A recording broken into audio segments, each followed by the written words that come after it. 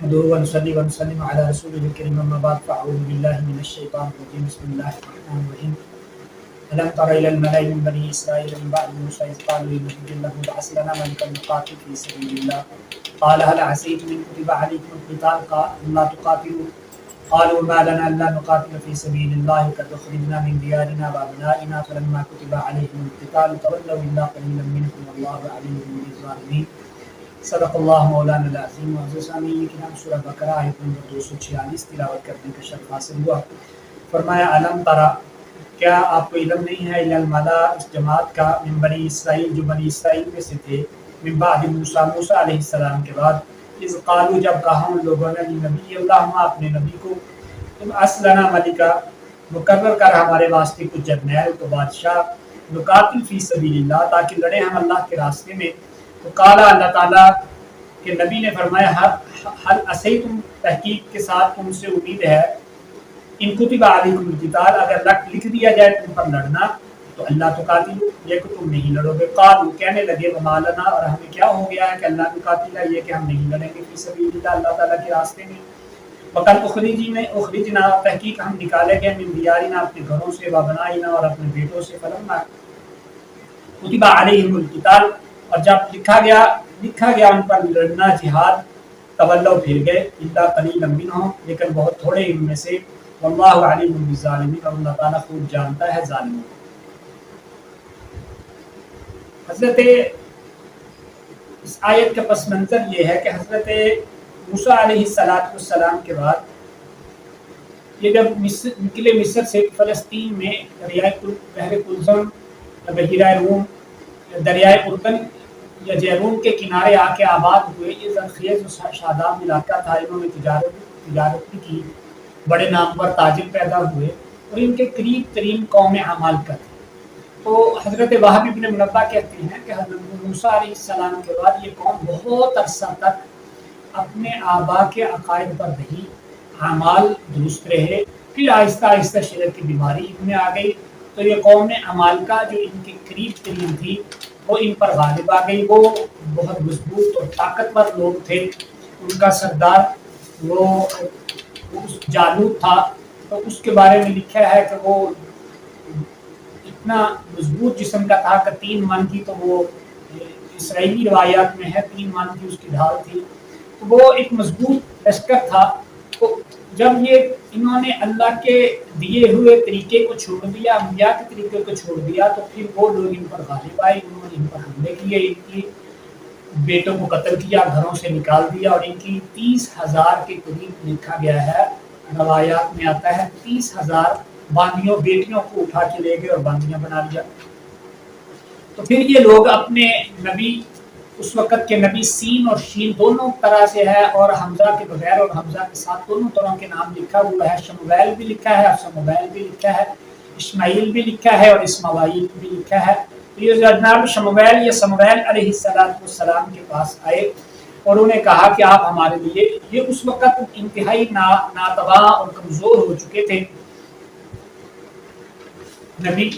تو ان کے پاس آئے کہ آپ ہمارے لیے جرنیل مقرر کر دیں جو ہمارے لشکر کی قیادت کرے، ہم ان سے بدلہ لیں، جو ہماری بادشاہت کرے، ہمارا امیر ہو.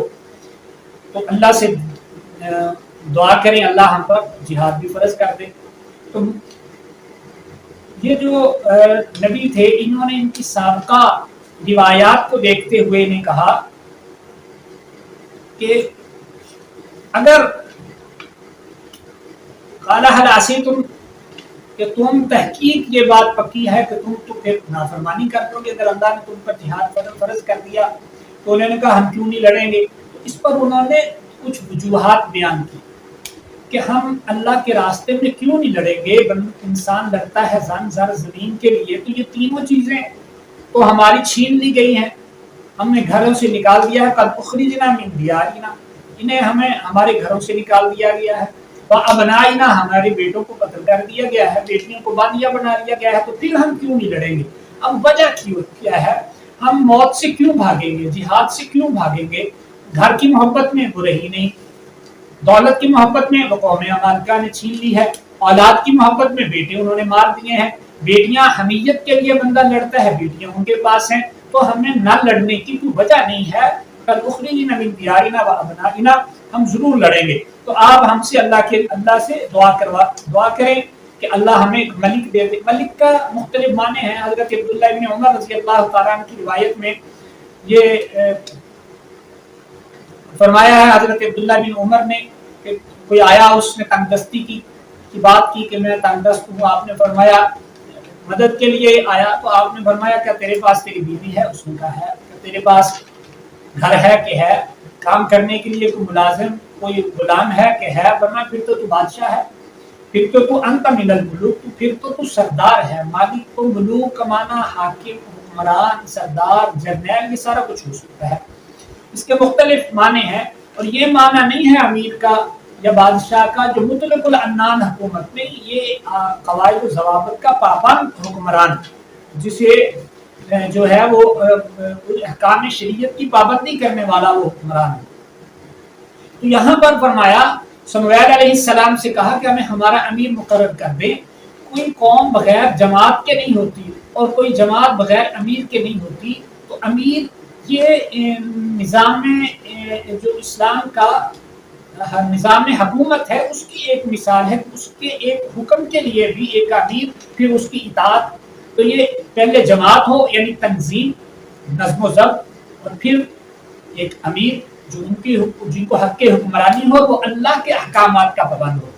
तो नबी पाक सल्लल्लाहु अलैहि वसल्लम ने फरमाया ला इस्लाम इल्ला बिल जमात, जमात के बगैर इस्लाम नहीं है। ला जमात इल्ला बिल अमीर, और जमात के बगैर अमीर के बगैर जमात नहीं है।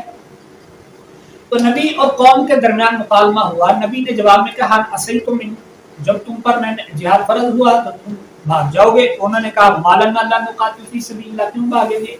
वक़ाल उखरिजना मिन दियारिना व अबनाइना, हमें हमारे घरों से निकाल दिया गया, बच्चों को कत्ल कर दिया गया। फलम्मा कुतिबा अलैहिमुल क़िताल, अल्लाह फरमाते जब उन पर जिहाद फर्ज किया गया तवल्लौ, मुंह फेरा भाग गए। इल्ला कलीलन, हाँ उनमें से कुछ लोग साहिब ईमान लोग रहे, वो उनके मुकाबले में, यानी इनकी इखलाकी अक़दार इस हद तक, या माल की हवस और मोहब्बत और जिंदगी की मोहब्बत ये कि जुहूद के मुतालिक अल्लाह ने कुरान में फरमाया वला तजदन्नहुम अहरसन्नास अला हयात, इनसे ज्यादा जिंदगी का हरीस कोई नहीं होगा। तो ये अपनी बेटियों के लिए नहीं लड़े, अपने बेटों के लिए, अपने घर बार, अपनी जात को बचाने के लिए इन्होंने इनकार कर दिया। तो अल्लाह फरमाते इल्ला कलीलन मिनहुम, इनमें से कुछ बचे। वल्लाहु अलीमुम बिज़्ज़ालिमीन, और अल्लाह जानता है जालिम लोगों को कि जिन्होंने जुल्म किया, अल्लाह के अहकाम की पैरवी न की, बल्कि उन्होंने फसाद का या बुज़दिली का रास्ता इख्तियार किया। अल्लाह समझने अमल की तौफीक अता फरमाए। वमा अलैना इल्ला